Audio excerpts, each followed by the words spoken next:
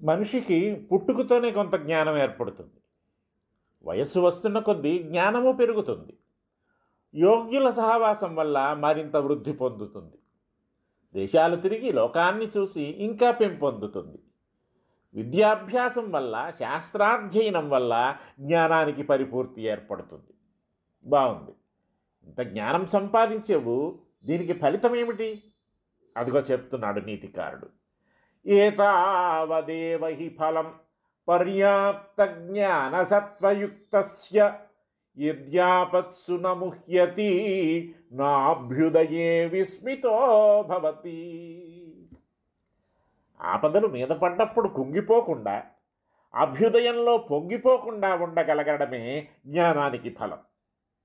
విద్యలు నేరుస్తారు, శాస్త్రాలు అధ్యయనం కావిస్తారు, లోకాన్ని చదువుతారు, ఎంతో అనుభవము సంపాదించుకుంటారు. కానీ జీవితంలో వీటిని అన్వయించుకోవడంలో చాలామంది విఫలులే అవుతూ ఉంటారు. జీవితానికి అన్వయించని జ్ఞానం నిరుపయోగం.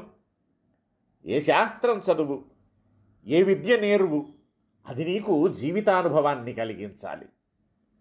మనిషి అన్నాక మంచి వస్తుంది, చెడు వస్తుంది, రెండింటినీ స్వీకరించాలి వీడు. ఆ స్వీకారము ఒక్కలా. ఏవో ఇక్కట్లు వచ్చినాయి, పిల్లవాడికి అనారోగ్యం, చేత పైసా లేదు, అప్పిచ్చినవాడు గడపలో కూర్చున్నాడు.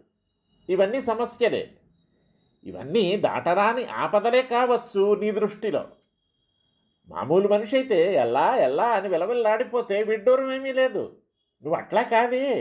జ్ఞానివి, వివేకివి, శాస్త్రాలు చదివేవు, లోకాన్ని చూసేవు, ఎన్నో అనుభవాలు ఎదుర్కొన్నావు.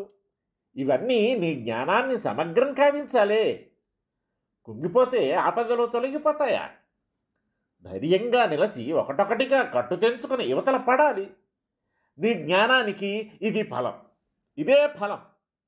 ఇది తెలియకపోతే ఆ జ్ఞానానికి అర్థం లేదు. అట్లాగే సంపదలు వచ్చి పడతాయి.